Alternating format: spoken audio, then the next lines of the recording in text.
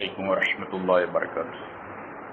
الحمد لله نحمده ونستعينه ونستغفره ونؤمن به ونتوكل عليه ونعوذ بالله من شرور أنفسنا ومن سيئات أعمالنا من يهده الله فلا مضل له ومن يضلله فلا هادي له ونشهد أن لا إله إلا الله وحده لا شريك له ونشهد أن سيدنا ونبينا مولانا محمدا عبده ورسوله أرسله الله بالحق بشيرا ونذيرا أما بعد فقد قال الله تعالى في كلامه القديم أعوذ بالله من الشيطان الرجيم بسم الله الرحمن الرحيم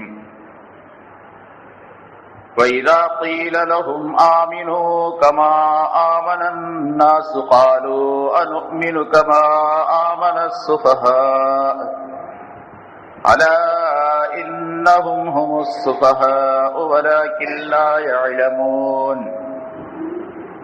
وإذا لقوا الذين آمنوا قالوا آمنا وإذا خلوا إلى شياطينهم قالوا إنا معكم إنما نحن مستهزئون صدق الله العظيم. இந்த முனாஃபிகீன்கள் உண்மையிலேயே அவர்கள் எப்படி நடந்து கொள்ளுகின்றார்கள் என்பதை பற்றி இப்பொழுது வாசிக்கப்பட்ட இந்த ஆயத்தில் அல்லாஹ் தஆலா சுட்டிக்காட்டுகின்றார். வைதா லகுல்லதீன ஆமனு, ஈமான் கொண்டவர்களை அவர்கள் சந்தித்தால் காலு ஆமன்னா, நாங்களும் ஈமான் கொண்டிருக்கின்றோம் என்று சொல்லுகிறார்கள். வைதா ஹலோ இலா ஷயாத்தீனிஹிம், அவர்களுடைய தலைவர்களிடத்தில் அவர்கள் சென்றால் காலு, அவர்கள் அந்த தலைவர்களிடத்திலே சொல்லுகின்றார்கள், இன்னா மஅக்கும், நாங்கள் உங்களோடு தான் இருக்கின்றோம். இன்னமா நஹனு முஸ்தஹ்சிஊன், அந்த மூமினானவர்களிடத்தில் நாங்கள் சொல்லியதெல்லாம் அவர்களை பரிகாசம் செய்யக்கூடியவர்களாக இருக்கும் நிலைமையில்தான். பரிகாசத்திற்காக வேண்டித்தான் நாங்கள் உங்களோடு இருக்கின்றோம் என்று அவர்களிடத்தில் சொன்னமே தவிர உண்மையில் அல்ல. உண்மையில் நாங்கள் உங்களோடு தான் இருக்கின்றோம் என்று இப்படி சொல்லுகின்றார்கள் என்று அல்லாஹ் தஆலா இந்த ஆயத்திலே அவர்களுடைய இரண்டு விதமான நிலைகளை பற்றி சொல்லி காட்டுகின்றார். பொதுவாக நிஃபாக், நயவஞ்சகத்தனம் என்பது உள்ளொன்று வைத்து புறம் ஒன்று பேசுவது, வெளித்தோற்றத்திலே ஒன்றை சொல்லுவது, மனதிற்குள்ளே வேறொன்றை அவர்கள் நிர்ணயம் செய்வது, நினைத்திருப்பது. அதை அல்லாஹ் தஆலா இங்கே சொல்லி காட்டுகின்றார். இந்த ஆயத்தாகிறது அப்துல்லாஹ் இப்னு உபை என்று சொல்லப்படக்கூடிய முனாஃபிகீன்களுடைய தலைவன், அவனும் அவன் கூட்டத்தார் சம்பந்தமாக இறக்கப்பட்டது என்பதாக குறிப்பிடப்பட்டிருக்கின்றது. ஒரு நாள் தினத்தில் இந்த அப்துல்லாஹ் இப்னு உபை என்பவனும் அவனுடைய சில தோழர்களும் ஒரு வழியாக சென்று கொண்டிருக்கின்றார்கள் மதீனாவிலே. எதிரிலே ரசூலுல்லாஹி ஸல்லல்லாஹு அலைஹி வஸல்லம் அவருடைய சஹாபாக்கள் வந்தார்கள். குறிப்பாக ஹஜ்ரத் அபூபக்கர் சித்திக் ரலியல்லாஹு தஆலா அன்ஹு, உமர் ரலியல்லாஹு தஆலா அன்ஹு, அலி ரலியல்லாஹு தஆலா அன்ஹு, இந்த மூவரும் அந்த கூட்டத்தாரிலே இருக்கின்றார்கள்.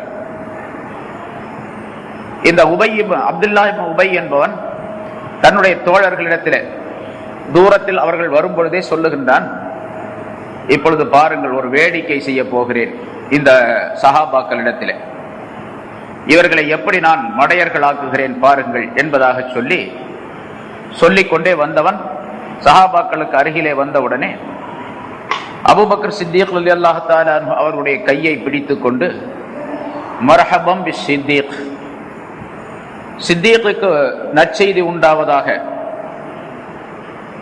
அபூபக்கர் சித்திக் அவர்களே, நீங்கள் சய்யிது பனி தைம் என்ற கூட்டத்தாருடைய தலைவராக நீங்கள் இருக்கின்றீர்கள்.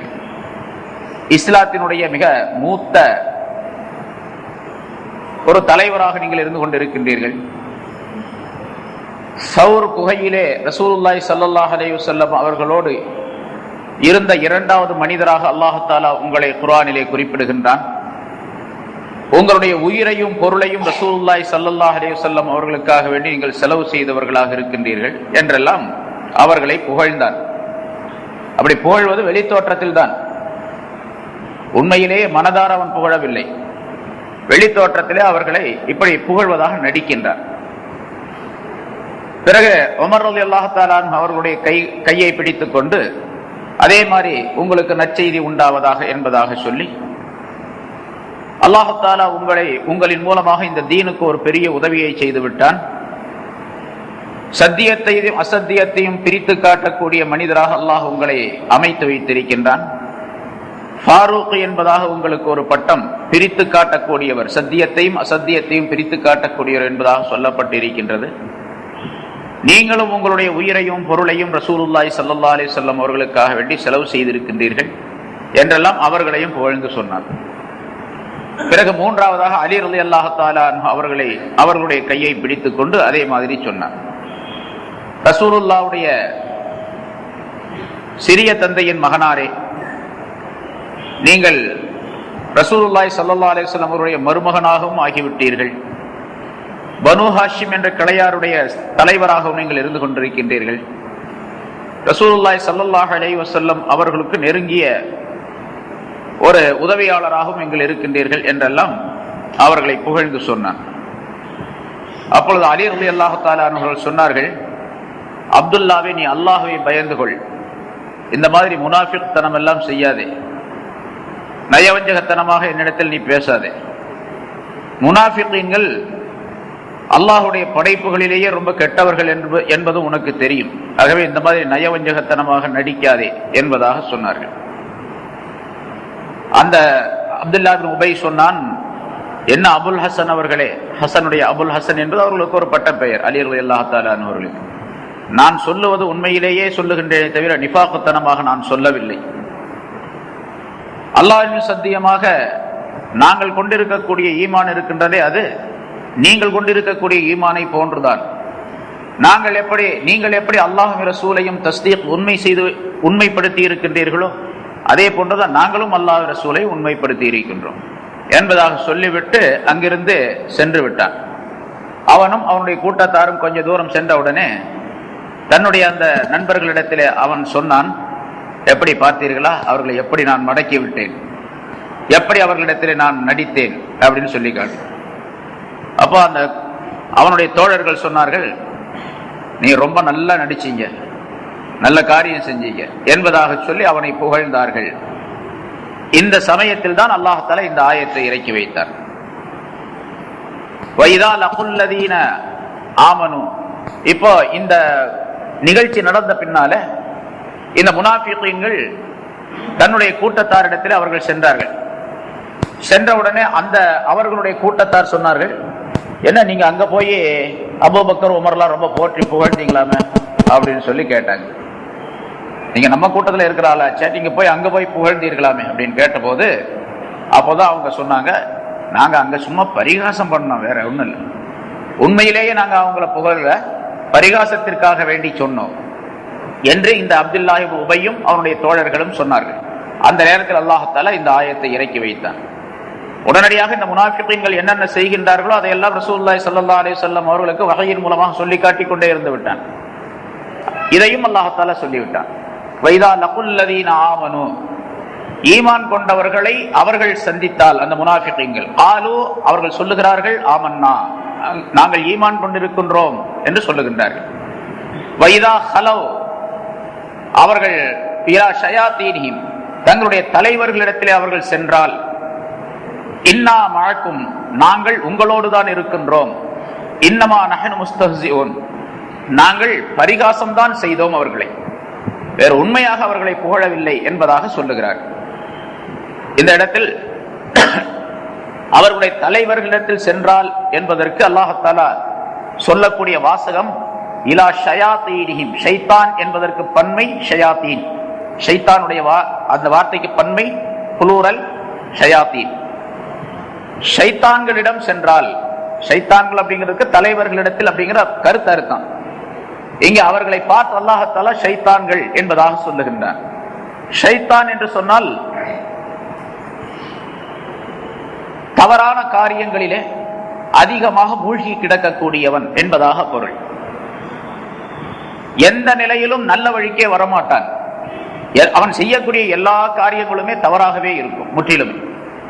அப்படிப்பட்ட ஒரு மனிதனுக்கு ஷைத்தான் என்பதாக சொல்லப்படும். ஷைத்தானுக்கு நம்ம ஷைத்தான் சொல்றோமா இல்ல இப்லீஸுக்கு? இப்ப ஷைத்தான்னா என்ன அர்த்தம்? நல்ல வேலைங்கிறது நல்ல காரியங்கிறது அவன்கிட்ட இருக்காது. எதை செஞ்சாலும் கெட்டதா தான் இருக்கும். ஏதாவது ஒரு வழிகாட்டினாலும் சரி, ஒரு மனிதனுக்கு உபதேசம் செய்தாலும் சரி, எந்த நேரத்திலும் நல்ல காரியம் என்பது அவனிடத்திலிருந்து வரவே வராது. கெட்ட காரியம் தான் வரும். நல்லதை போல தெரிஞ்சாலும் அதுல கெட்டதுதான் இருக்கும். நல்லதை போல தெரியும் வெளியில, ஆனா கெட்டதுதான் இருக்கும். ஹஜ்ரத் முஆவியா ரலியல்லாஹு தஆலா அன்ஹு அவருடைய சம்பவம் சொல்லப்பட்டு அடிக்கடி கேட்டிருப்பீங்க. சுபஹ் தொழுகைக்கு பாங்கு சொல்லியாச்சு, நேரம் ஆயிடுச்சு, தூங்கிட்டாங்க. முஆவியா ரலியல்லாஹு தஆலா அன்ஹு அவங்க கலீஃபாவா இருக்கக்கூடிய காலத்துல இன்னும் கொஞ்ச நேரத்துல சூரியன் உதயம் ஆயிரும், அந்த வக்து போயிடும். அதனால அந்த மாதிரி நேரத்துல ஒரு ஆள் வந்து ரொம்ப வேகமா எழுப்பினார். எழுப்பின உடனே திடீர்னு முழிச்சாங்க. அடடே நேரம் ஆகி போச்சு அப்படின்னு சொல்லிட்டு சுபஹ் தொழுதுட்டார். தொழுத உடனே இவருக்கு ஒரு கவலை என்னன்னு கேட்டா, தஹஜ்ஜத் தொழுகை விட்டு போச்சு அப்படிங்கிற கவலை. தஹஜ்ஜத் தொழுகை விட்டுடுச்சு. தஹஜ்ஜத் தொழுகிறது அவங்க வழக்கமாக ஆக்கி கொண்டிருந்தாங்க. எப்படி நமக்கு 5 வேளை பர்ல என்பதாக இருந்தது, அதே மாதிரி 6 வேளையும் பர்லை போன்றே அவர்கள் தஹஜ்ஜத்தை தொழுது வந்தார்கள். ரசூலுல்லாஹி ஸல்லல்லாஹு அலைஹி வஸல்லம் அவர்களுக்கு மட்டும் தஹஜ்ஜத் ஃபர்லாக ஆக்கப்பட்டிருந்தது. நமக்கெல்லாம் 5 வேளை பர்ல, ரசூலுல்லாஹ்வுக்கு 6 வேளை பர்ல. தஹஜ்ஜதும் பர்ல அவங்களுக்கு. அல்லாஹ் தஆலா குர்ஆனின் ஆயத்தின் மூலமாக அதை சொல்லி காட்டிய உடனே அவர்கள் ஆரம்பித்து விட்டார்கள். சஹாபாக்கள், மற்ற இமாம்கள், மற்ற பெரியவர்கள், வலிமார்கள் இவங்க எல்லாம் பார்க்க தஹஜ்ஜத் விட மாட்டாங்க. ஆனா ஃபர்ல் அல்ல, அவங்களுக்கு நஃபில் தான். இருந்தாலும் விடவே மாட்டாங்க, எந்த காலத்திலையும் விட மாட்டாங்க. எப்படி நம்ம பர்லை 5 நேரத்துடைய தொழுகையை தொழுகிறோமோ அதே போன்று தஹஜ்ஜதையும் தொழுது வருவார். இப்ப அந்த தஹஜ்ஜத் விட்டு போச்சு அப்படிங்கிற கவலை. சரி, ஃபஜ்ர் தொழுதாரு, துஆ செய்தாரு. பிறகு அந்த எழுப்பி விட்ட அந்த மனிதனை பார்த்து, என்னப்பா நீ யாரு, புதுசா இருக்கிறிய, உன்னை பார்த்ததே இல்லையா, நான் தூங்குற போது இந்த மாதிரி வந்து எழுப்பி விட்டியே அப்படின்னு சொல்லி, நான் ஷைத்தான் அப்படின்னு சொல்லி சொன்னான். நான் தான் இப்லீஸ் அப்படின்னு.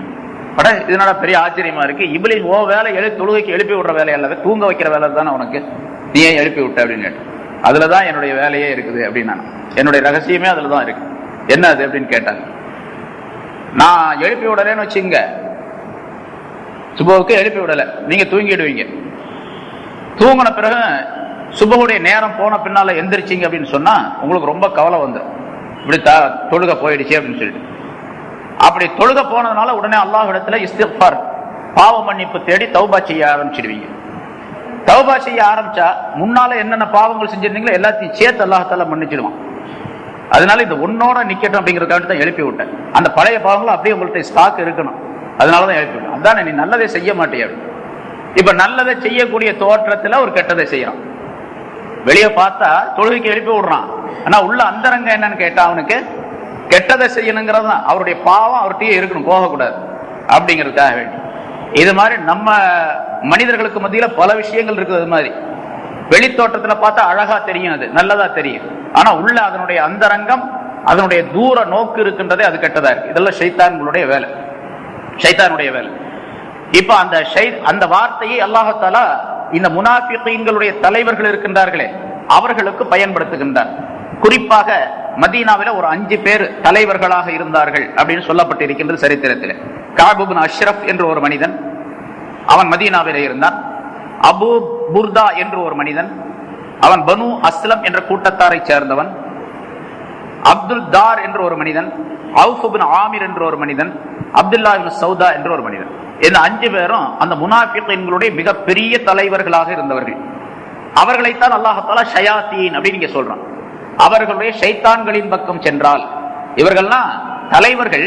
ஆனா தலைவர்கள்லாம், இந்த தலைவர்கள் என்ன வேலை செஞ்சிட்டு இருக்காங்க, ஷைத்தான் வேலை செஞ்சுட்டு இருக்காங்க. ஷைத்தான் என்ன வேலைகளை செய்வானோ அந்த தீமைகளை எல்லாம் செய்து கொண்டு இருக்கின்றார்கள். ஆகவே அவர்களுக்கு ஷயாத்தீன், ஷைத்தான்கள் என்றே அல்லாஹ் தஆலா பெயரிட்டு சொல்லி காட்டுகின்றார். ஷைத்தான்களிடம் அவர்கள் சென்றால் என்பதாக. ஏனென்றால் ஷைத்தான் என்னென்ன தீய காரியங்களை செய்வானோ அதையெல்லாம் அவர்கள் செய்வார்கள். அதே போன்று இந்த ஷயாத்தீன் என்பதற்கு இன்னொரு கருத்து சொல்லப்பட்டிருக்கின்றது. பொதுவாக அந்த காலத்தில் ரசூல் ஸல்லல்லாஹு அலைஹி வஸல்லம் அவர்கள் பிறந்த காலத்திலே அரபு நாட்டிலே குறி கேட்கக்கூடிய பழக்கங்கள் அதிகமாக இருந்தது. காஹின் என்று சொல்லப்படக்கூடிய ஜோசியர்கள் அதிகமாக இருந்தார்கள். அவங்க எதை சொல்றாங்களோ அதுதான் அவங்களுக்கு வேத வாக்காக இருந்தது. எப்படி நம்ம வேதத்துல சொன்னா அது ஃபர்ல், கட்டாயம், வாஜிப் அப்படின்லாம் நினைக்கிறோமோ அதே போல அந்த குறிகாரர்கள் எதையாவது சொல்லிவிட்டால் அது கட்டாயம் நிகழும். அவர்கள் தான் வேதக்காரர்கள், வேதத்தை போன்று வாக்கை சொல்லக்கூடியவர்கள் என்பதாக நம்பிக்கொண்டிருந்தார்கள். இப்ப குறிகாரர்களுடைய நிலை என்னவென்று சொன்னால், அல்லாஹ் தஆலா வேறொரு இடத்துல குர்ஆன்ல சொல்லி காட்டுகின்றான். ஸல்லல்லாஹு அலைஹி வஸல்லம் அவர்கள் அதற்கு விளக்கம் தருகின்றார்கள். குறிகாரர்கள், ஜோசியக்காரர்கள் இவர்களுடைய நிலை என்னவென்றால், ஷைத்தான்கள் அவர்களிடத்தில் குடிகொள்ளுவார்கள்.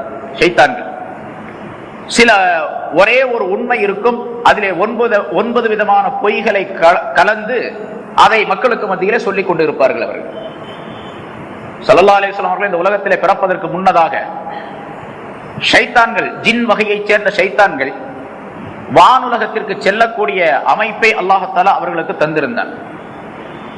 மலக்குகள் எதை பேசிக் கொள்ளுகின்றார்களோ அதையெல்லாம் கேட்கக்கூடிய ஆற்றலையும் தந்திருந்தான். இங்கிருந்து வானுலகத்துக்கு போவாங்க, மலக்குகள் கூட்டம் கூட்டமாக பேசிக் கொண்டு இருப்பார்கள்.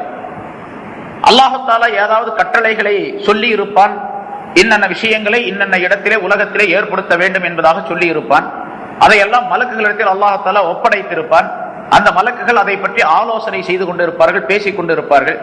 இந்த ஷைத்தான்கள் அங்க போய் ஒட்டு கேட்டு, அவர்களுக்கு தெரியாமல் போய் ஒளிந்திருந்து ஒட்டு கேட்டு அவர்கள் என்ன பேசுகின்றார்களோ அதை கொண்டு வந்து இந்த குறிகாரர்களிடத்தில் சொல்லி விடுவார்கள். ஷைத்தான் இந்த ஷைத்தான்களை வசப்படுத்துவதற்கு குஃப்ரை உண்டாக்கி கொள்ள வேண்டும். குஃப்ரையும் ஷிர்கையும் உண்டாக்கி அதற்குரிய முறைப்படிக்கு அல்லாஹ்வுக்கு மாற்றம் செய்து நடந்தால் இந்த ஷைத்தான்கள் அவர் மீது வந்து விடுவார்கள். இந்த ஷைத்தான்கள் அதை கேட்டுக்கொண்டு வந்து ஒரு விஷயத்தை சொல்லுவார்கள். இந்த இடத்துல இன்ன ஆளுக்கு இப்படி எல்லாம் நடக்க போகுது, அல்லாஹ் தஆலா இப்படி ஏற்பாடு செஞ்சிருக்கிறான், மலக்குகள்லாம் அதை பேசிக்கிட்டாங்க என்று அந்த ஷைத்தான் வந்து இந்த குறிகாரன்ட்ட சொல்லுவார். இந்த குறிகாரர்கள் அதை கேட்டு அதுல 10 விதமான வேறு சொற்களை கலந்து விடுவார்கள்.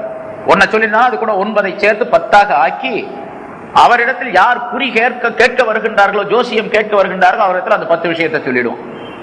1 10ஆக்கி சொல்லிடுவான். அந்த ஷைத்தான் இருக்கின்றானே அவனும் கூட தான் எதை கேட்டானோ அதை அப்படியே வந்து சொல்ல மாட்டான், அதுலயும் கொஞ்சம் கலந்துக்குவான். அவன் சொல்றதுல இவன் 9 கலந்து மக்களுக்கு மத்தியில சொல்லி கொண்டு இருப்பான். இந்த நிலை இருந்தது.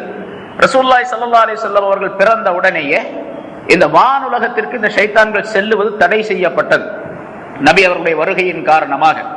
அதனாலதான் அந்த ஷைத்தான்கள் நட்சத்திரங்களை கொண்டு அவர்கள் எரியப்பட்டு அவர்கள் அங்கிருந்து துரத்தப்படுகின்றார்கள். அல்லாஹ் தஆலா சொல்லிக்க ருஜூமல் லிஷ்ஷயாத்தீன், நட்சத்திரங்கள் நமக்கு எரிந்து விழுவதை போன்று தோற்றம் அளிக்கின்றதல்லவா, தெரிகின்றதல்லவா. இங்கிருந்து பார்த்தா நட்சத்திரம் வந்து அப்படி போய் விழுகிற மாதிரி தெரியுது.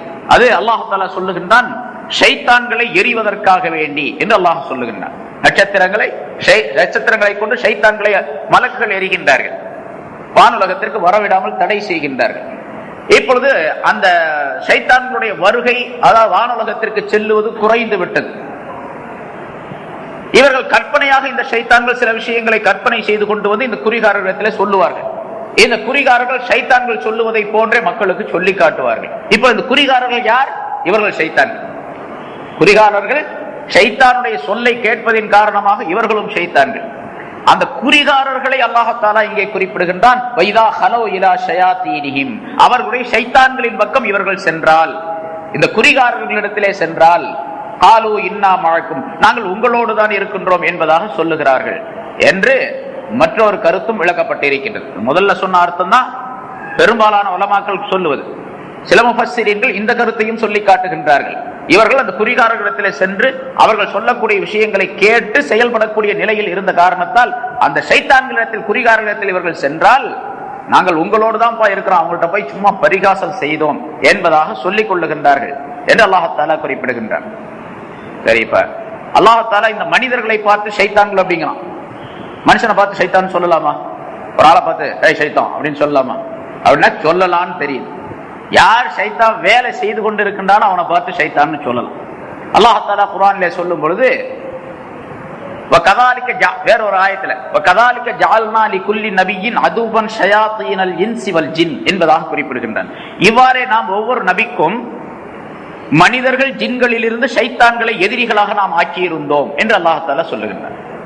உங்களுக்கு எப்படி இந்த அபூ ஜஹல், உத்பா, உமையா போன்றவர்கள் எல்லாம் இந்த ஷைத்தான்கள்லாம் எதிரிகளாக இருக்கிறாங்களோ, இந்த மனிதர்கள் எல்லாம் அத போல ஒவ்வொரு நபிக்கும் இருந்தாங்க எதிரிகள்.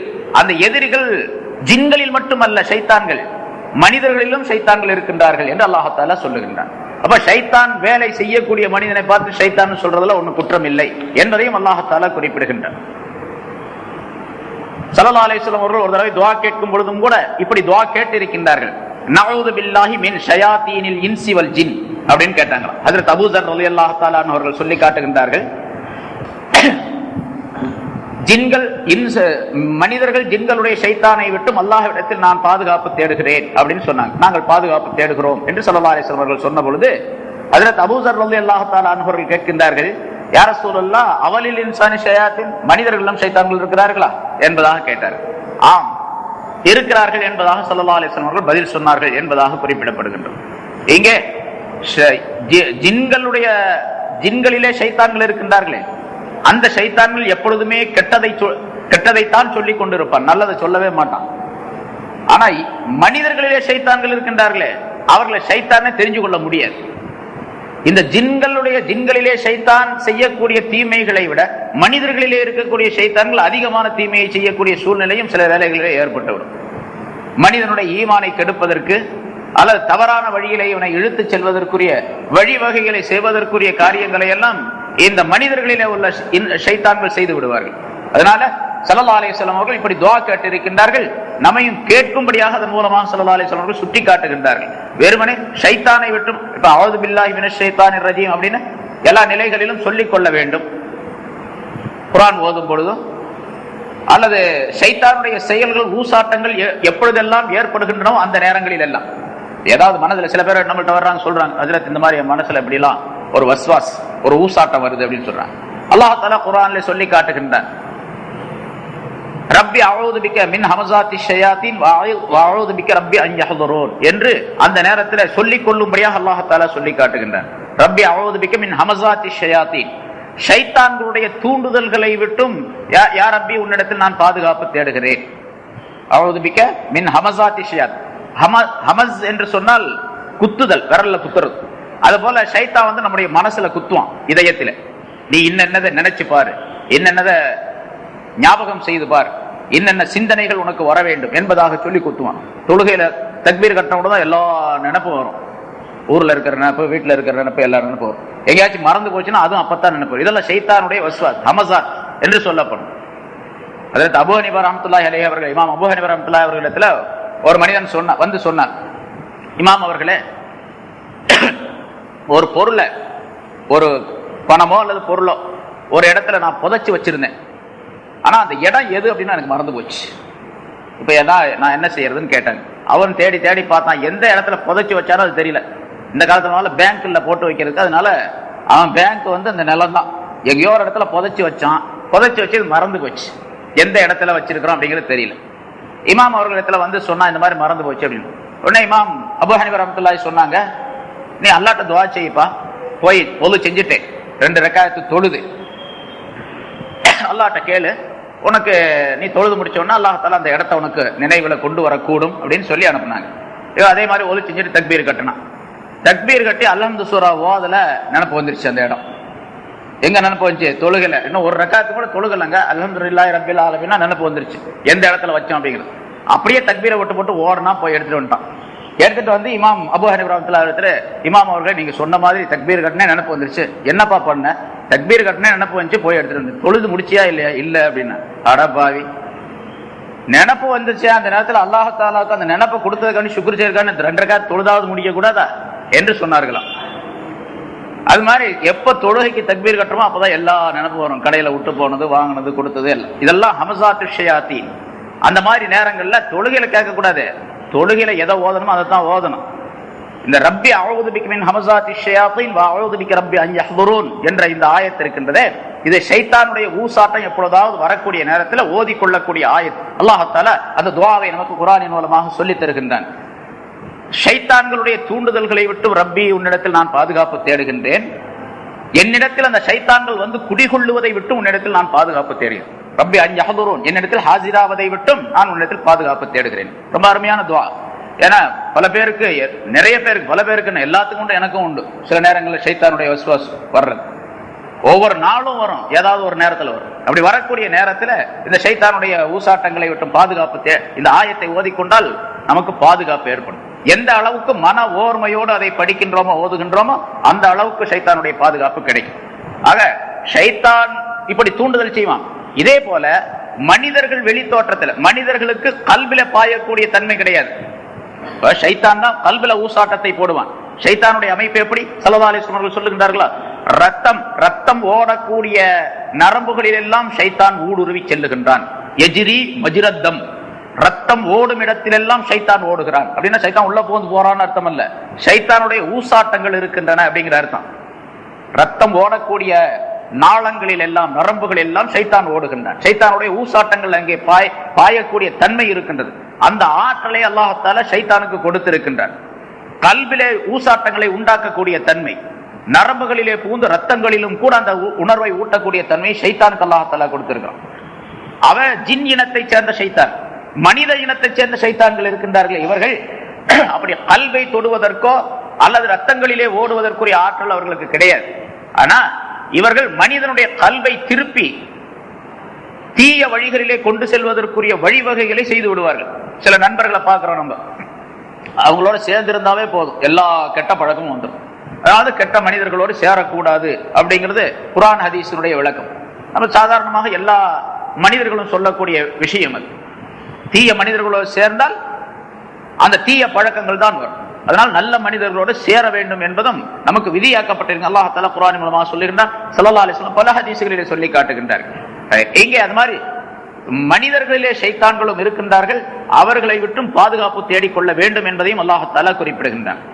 சரி, இங்கே இதா ஹலோ இலா ஷயாத்தீனி, அந்த முனாஃபிகீன்கள் தங்களுடைய ஷைத்தான்களை போன்றுள்ள அந்த தலைவர்களிடத்திலே சென்றால், காலு இன்னா மஅக்கும், நாங்கள் உங்களோடு தான் இருக்கின்றோம். அதாவது உங்களுடைய தீனில் தான், உங்களுடைய இஅ்திகாத் கொள்கையில் தான் நாங்கள் இருந்து கொண்டிருக்கின்றோம். உங்களுடைய தீனை விட்டும் கொள்கையை விட்டு நாங்கள் மாறிவிடவில்லை. நம்ம என்ன அசல் கொள்கையில் இருக்கிறோம் அதுல தான் இருக்கிறோம். இன்னமா நஹனு முஸ்தஹ்சிஊன், நாங்கள் பரிகாசம் செய்யக்கூடியவர்களாகத்தான் இருக்கின்றோம். யார?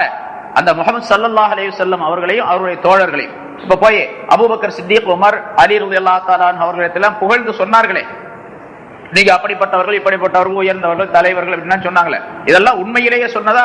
இல்லை, பரிகாசத்திற்காக வேண்டி நாங்கள் சொன்னோம் என்பதாக சொல்லுகின்றார்கள்.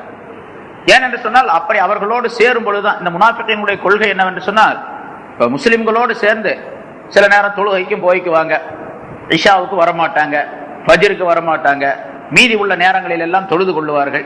இப்படியெல்லாம் நாங்களும் உங்களோடு முஸ்லிம்களாக இருக்கின்றோம் என்பதாக சொல்லிக் கொண்டு இருந்ததற்கு காரணம், இவர்கள் நிஃபாக் உடையவர்களாக காபிர்களாக இவர்கள் இருந்தால், இப்ப முஸ்லிம்கள் வெற்றியான நேரத்திலே இஸ்லாம் ஸல்லல்லாஹு அலைஹி வஸல்லம் அவர்களும் சஹாபாக்களும் வெற்றி அடைந்து அந்த நாடு முழுவதும் அவர்களுடைய ஆட்சிக்கு உட்பட்டது. அந்த நேரத்தில் இவர்களுக்கு குஃபார்களுக்கு காபிர்களுக்கு விதிக்கப்பட்ட தண்டனையை போன்று அவர்களுக்கு தண்டனை விதிக்கக்கூடிய நிலை ஏற்பட்டுவிடும். அதாவது சில மனிதர்களுக்கு ஸல்லல்லாஹு அலைஹி வஸல்லம் அவர்கள் தண்டனை கொடுத்தார்கள், சில மனிதர்களுக்கு ஸல்லல்லாஹு அலைஹி வஸல்லம் அவர்கள் வரி விதித்தார்கள், நீங்கள் எல்லாம் இவ்வளவு வரி கட்ட வேண்டும் என்பதாக. சில நபர்களை நீங்கள் இந்த மதீனாவுடைய எல்லைக்குள்ளே இருக்கக்கூடாது என்பதாக ஒதுக்கி வைத்தார்கள், ஊருக்கு வெளியே போக வேண்டும் என்று நாடு கடத்தினார்கள். இப்படியெல்லாம் அவர்களின் மீது சட்ட பிரயோகம் ஏற்படும் என்பதற்காக வேண்டி, அந்த சட்ட தீமைகளிலிருந்து பாதுகாப்பு பெறுவதற்காக வேண்டி நாங்க போய் அப்படி பரிகாசம் செய்யற மாதிரி சொன்னோம், உங்களோடு தான் இருக்கிறோம் அப்படின்னு சொல்லிக்கிட்டோம். ஆனா உண்மையிலேயே அல்ல, அவர்களிடத்திலிருந்து பாதுகாப்பு பெறுவதற்காக வேண்டி. அதே போன்று அவர்களோடு நாங்கள் சேர்ந்து இருக்கக்கூடிய நேரத்தில், இந்த முஸ்லிம்களோடு சேர்ந்து இருக்கக்கூடிய நேரத்தில் அவங்க நமக்கு எதிராக என்னென்ன திட்டங்கள் தீட்டுகின்றார்களோ அந்த திட்டங்களை எல்லாம் ரகசியங்களை தெரிந்து கொள்வதற்காக வேண்டி போய் சேர்ந்திருக்கிறோம்.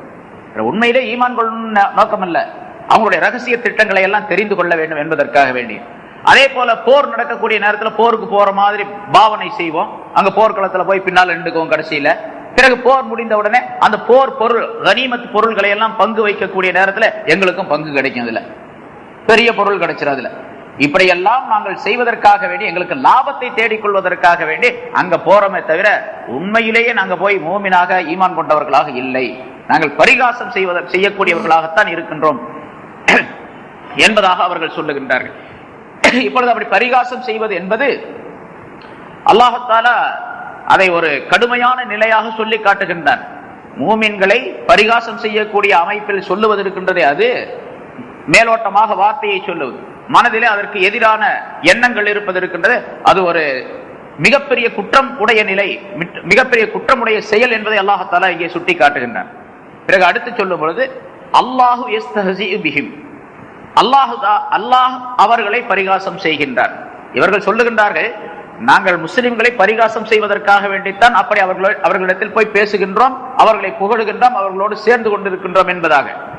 ஆனால் உண்மையிலேயே இவர்கள் தங்களுக்கு தாங்களே தீமையை உண்டாக்கி கொள்ளுகின்றார்களே தவிர நன்மையான காரியத்தை இவர்கள் செய்து விடவில்லை. இவர்கள் நினைப்பதை போன்று அவர்களை ஏமாளிகளாக இவர்களாக்கி விடவில்லை. உண்மையிலேயே இவர்கள் தான் ஏமாளிகள். யார் மூமின்களை பரிகாசம் செய்கின்றார்களோ அவர்கள் தான் ஏமாளிகள் என்பதை அல்லாஹ் அடுத்து சொல்லி காட்டுகின்றான். அல்லாஹு யஸ்தஹ்ஸிஉ பிஹிம், அல்லாஹ் அவர்களை பரிகாசம் செய்கின்றான். அல்லாஹ் இவர்களை பரிகாசம் செய்கின்றார். அல்லாஹ் பரிகாசம் செய்யணும், அல்லாஹ் பரிகாசம் செய்வானா? அல்லாஹ் யாராச்சும் கிண்டல் செய்வானா? இப்போ பரிகாசம் செய்வது அல்லாஹ்வுடைய வேலை அல்ல. பின்ன பரிகாசம் செய்யறான்னா என்ன அர்த்தம்? அதுக்கு விளக்கம் சொல்லும் பொழுது உலமாக்கள் முஃபஸ்ஸிரீன்கள் இப்படி சொல்லுகின்றார்கள், யுஜாஸீஹிம் ஜஸாஅ இஸ்திஹ்ஸாஇஹிம் பில் முஃமினீன், இவர்கள் மூமின்களை பரிகாசம் செய்த காரணத்தால் அதற்குரிய தண்டனையை அல்லாஹ் தஆலா கொடுப்பான் அப்படிங்கிறார். இந்த பரிகாசம் செய்வதற்குரிய தண்டனை இவர்களுக்கு நிச்சயமாக ஒரு நாள் இவர்களுக்கு கிடைக்கும் என்பது பொருள் அதற்கு. இப்ப அல்லாஹ் தஆலாவே என்ன பண்றான்? இந்த அவர்கள் நாங்கள் பரிகாசம் செய்கிறோம் என்று சொன்ன காரணத்தால் அதற்கு பிரதிபலனை அல்லாஹ்வே பொறுப்பேற்றுக் கொள்ளுகின்றான் இந்த மூமின்களுடைய விஷயத்தில். இங்கே மூமின்களுடைய சிறப்பை அல்லாஹ் தஆலா சொல்லி காட்டுகின்றான். மூமின்களுக்கு, அந்த சஹாபாக்களுக்கு எவ்வளவு சிறப்பு என்று சொன்னால், யாராவது சஹாபாக்களை திட்டினால் அந்த திட்டுவதற்கு பதிலாக அல்லாஹ்வே திட்டுறான், திருப்பி அல்லாஹ்வே திட்டுகின்றான். எவ்வளவு பெரிய பாக்கியம் பாருங்க, எவ்வளவு பெரிய உயர்ந்த மனிதர்களாக இருக்க முடியும். அதனாலதான் சஹாபாக்களை போன்று உலகத்தில் எந்த குத்துபுமாக முடியாது.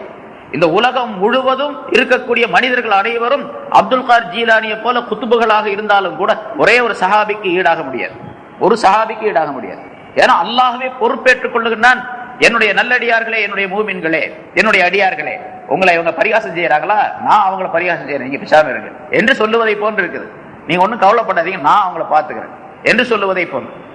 ஹஜ்ரத் அபூபக்கர் சித்திக் ரலியல்லாஹு தஆலா அன்ஹு அவருடைய விஷயத்திலே ஒரு சம்பவம் முன்னால் சொல்லப்பட்டு இருக்கிறது நினைக்கிறேன், எல்லாரும் கேட்டிருப்பீங்க, பல தடவை கேட்டிருக்கீங்க. ரசூலுல்லாஹி ஸல்லல்லாஹு அலைஹி வஸல்லம் அவர்களும் அபூபக்கர் சித்திக் ரலியல்லாஹு தஆலா அன்ஹு அவர்களும் ஒரு இடத்துல நின்றுகிட்டு இருக்காங்க, பேசிட்டு இருக்காங்க. ஒரு யூதன் வந்தவன் அபூபக்கர் சித்திக் ரலியல்லாஹு தஆலா அன்ஹு அவர்களை சரமாரியா திட்ட ஆரம்பிச்சான், கடுமையா திட்டான். ஒன்னு ரெண்டு இல்ல, பல மாதிரி திட்டான். திட்ட அபூபக்கர் சித்திக் ரலியல்லாஹு தஆலா அன்ஹு அவர்களுக்கு முகமெல்லாம் சிவப்பா போகுது. அந்த சிகப்பா போறதுக்கு அவங்களுக்கு ஒரு வெட்கம். என்ன கேட்டா, ரசூலுல்லாஹ் முன்னால வந்து நம்மளை இப்படி திட்டுறானே அப்படின்னு சொல்லிட்டு அவங்களுக்கு ரொம்ப வெட்கம். ஆனா ஒண்ணுமே பேசல, பேசாம நிக்கிறாங்க. அவன் திட்ட ரசூலுல்லாஹி ஸல்லல்லாஹு அலைஹி வஸல்லம் சிரிச்சுக்கிட்டே நிக்கிறாங்க. ஸல்லல்லாஹு அலைஹி வஸல்லம் அவர்கள் புன்னகை செய்து கொண்டே அப்படியே நிக்கிறாங்க, சிரிச்சுக்கிட்டே நிக்கிறாங்க. இவங்களுக்கு ரசூலுல்லாஹ் சிரிக்கிறத பார்த்த உடனே இன்னும் கொஞ்சம் கோபம் வருது. அபூபக்கர் சித்திக் ரலியல்லாஹு தஆலா அன்ஹு அவர்களுக்கு கோபம் வந்து கடைசி அவன் ரொம்ப திட்ட ஆரம்பிச்ச உடனே ஒரே ஒரு வார்த்தை, ஏன்பா இப்படி திட்டுற அப்படின்னு கேட்டாங்க. அவ்வளவுதான்.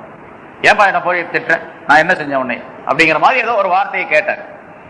வார்த்தையை கேட்ட உடனே ரசூலுல்லாஹி ஸல்லல்லாஹு அலைஹி வஸல்லம் சிரிச்சுக்கிட்டே இருந்தவங்க முகம் சுருங்கி போச்சு, அவங்களுக்கு சிரிப்பை மாத்திக்கிட்டாங்க. உடனே அங்கிருந்து போயிட்டாங்க, போக ஆரம்பிச்சாங்க, போயிட்டே இருக்கிறாங்க, ஒண்ணுமே சொல்லல. அபூபக்கர் சித்திக் ரலியல்லாஹு தஆலா அன்ஹு அவர்கள் இப்ப அந்த யூதன் மேல உள்ள கோபத்தை விட்டுட்டு ரசூலுல்லாஹ் போறாங்களே, கோச்சிட்டு போறாங்களா என்னமோன்னு சொல்லிட்டு வேகமா பின்னாலேயே போனாங்க. பின்னால போன, யார ரசூலுல்லாஹ் தாங்க ஏன் இப்படி கோபம் வந்துட்டீங்க, அந்த யூதன் என்ன திட்டுனா, நான் அவனை திட்டவே இல்லை, ஒரே ஒரு வார்த்தை தான் சொன்னேன், ஆனா நீங்க வந்து இப்படி முக மாற்றம் அடைந்தவர்களாக, சிரிப்பில்லாதவர்களாக திரும்பி வந்துட்டீங்களே, என்ன காரணம் அப்படின்னு கேட்டாங்க. அப்ப ஸல்லல்லாஹு அலைஹி வஸல்லம் அவர்கள் சொன்னாங்க, அபூபக்கரே, அந்த யூதன் உன்னை திட்டிக் கொண்டிருக்கக்கூடிய காலம் எல்லாம் அவன் திட்ட ஆரம்பித்த உடனே அல்லாஹ் தஆலா ஒரு ஸ்பெஷல் மலக்கு ஒருவரை அனுப்பினார், ஒரு மலக்கை அனுப்பினார். அந்த மலக்கு அவன் திட்டுவதற்கு பதில் கொடுத்து கொண்டே இருந்தார். அதை நான் பார்த்துக்கிட்டே இருந்தேன், அதனால நான் சிரிச்சுக்கிட்டே இருந்தேன்.